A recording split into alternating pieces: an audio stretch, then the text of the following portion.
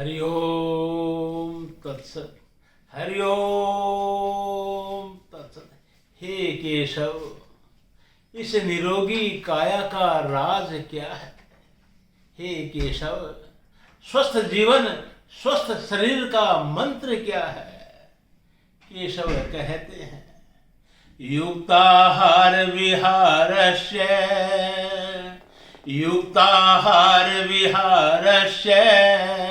युक्तचेष्टस्य कर्मसु युक्तस्वप्न अवबोधस्य योगो भवति दुःखः। केशव ने जो ये श्लोक सुनाया है, ये श्लोक श्रीमद् भागवत गीता के 6ठे अध्याय का 17 नंबर का श्लोक है।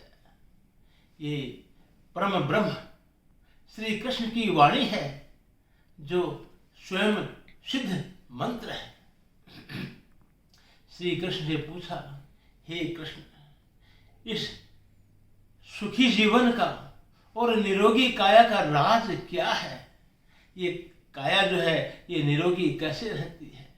क्योंकि अगर जीवन के अंदर काया अगर निरोगी है तो सारे सुख प्राप्त होते हैं, और काया अगर निरोगी नहीं है तो सारे सुख बेकार हैं। कहते हैं, पहला सुख निरोगी काया और दूसरा सुख घर में माया। घर के अंदर जो माया जो रहती है, वो माया तभी काम की है जब ये शरीर निरोगी रहता है। इंग्लिश में कहते हैं, हेल्थ इज वेल्थ। अच्छी जो हेल्थ है, अच्छा जो शरीर है, वही संपदा है, वही संपत्ति है। उर्दू में कहते हैं, दुरुस्त हालात तो दुरुस्त ख्यालात। अगर शरीर अगर दुरुस्त रहेगा तो ख्यालात जो हैं, विचार जो हैं, वो भी स्वस्थ रहेंगे। Sound body in A sound mind. अच्छी अगर बॉडी है, बॉडी अगर साउंड है तो माइंड भी जो है वो साउंड रहेगा। इसलिए श्री कृष्ण ने कहा है कि इस शरीर को अगर निरोग रखना है तो युक्ताहार विहारस्य, हार और जो विहार है इसको युक्ति युक्त रखो। यानी आहार और विहार।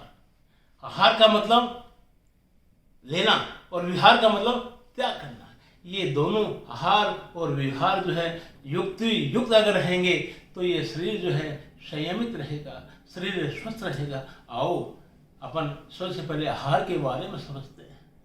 आहार जो सबसे पहले अपन जो ग्रहण करते हैं वो आँख के द्वारा ग्रहण करते हैं। इस आँख के द्वारा जो आहार ग्रहण करते हैं, उसी आहार से काम, क्रोध, मद और लोभ और मोह की उत्पत्ति होती है। इसलिए इस आँख से ऐसा ग्रहण करो जो इस मन रूपी आत्मा को और मन को दूषित नहीं करे। इसी प्रकार दूसरा जो आहार जो ग्रहण करते हैं वो कान से ग्रहण किया जाता है। कान से जब आहार को जब ग्रहण करते हैं तो राग और द्वेष उत्पन्न होता है। इस राग और द्वेष पर कंट्रोल करने के लिए, इसको नियंत्रित करने के लिए कान से जो आहार है वो संयमित होना चाहिए। और तीसरा जो आहार जो लेते हैं वो नाक के द्वारा लेते हैं।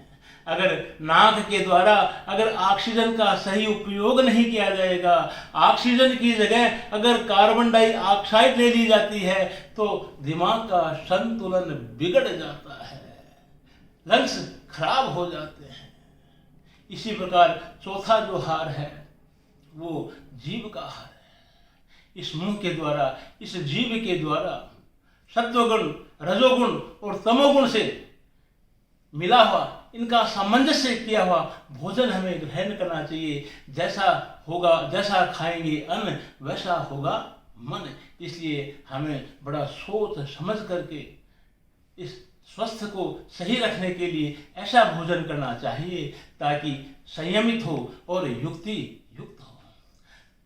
दूसरा जो है विहार।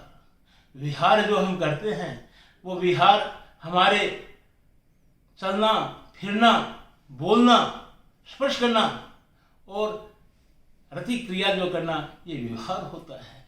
तो श्री कृष्ण कहते हैं युक्ताहार विहार से, जो आहार है और जो विहार है ये युक्ति युक्त होना चाहिए, ये संयमित होना चाहिए। और दूसरा कहते हैं युक्ताहार विहारस्य युक्त चेष्टस्य कर्मसु।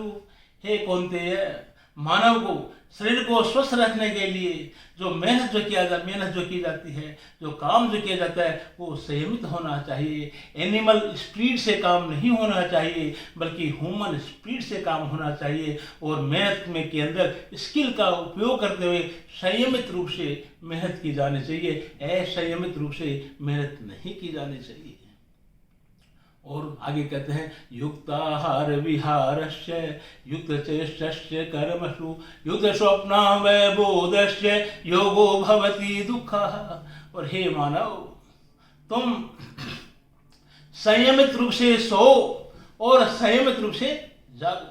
तुम्हारी निद्रा संयमित होनी चाहिए और तुम्हारा जो जागरण है वो संयमित होना चाहिए, युक्ति युक्त होना चाहिए, प्रकृति के अनुसार होना चाहिए। अगर प्रकृति के अनुसार, सूर्य के अनुसार अगर तुम्हारा सोना और जागना रहेगा तो ये शरीर जो है ये स्वस्थ रहेगा। इसलिए आहार और विहार संयमित हो, मेहनत संयमित हो, जागना और उठना संयमित हो। इसी को कहते हैं कि निरोगी काया, इसी से काया निरोगी होता है। और ये कब होता है?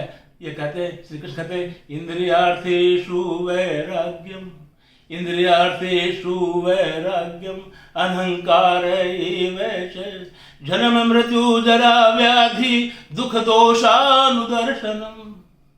हे मानव, जन्म के अंदर, मृत्यु के अंदर, रोग के अंदर और वृद्धावस्था के अंदर जो कष्ट होते हैं, जो दोष होते हैं, उनका तुम बराबर उनका दर्शन करते रहो, उनके बारे में सोचते रहो। उनके बारे में जब दर्शन करते रहोगे तो अपने आप ही तुम्हारा जीवन जो है वो संयमित रहेगा, अपने आप ही तुम्हारा जीवन निरोगी रहेगा।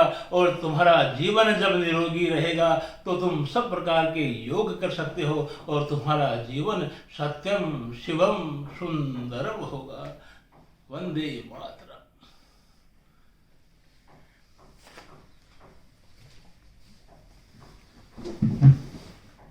తెలుగు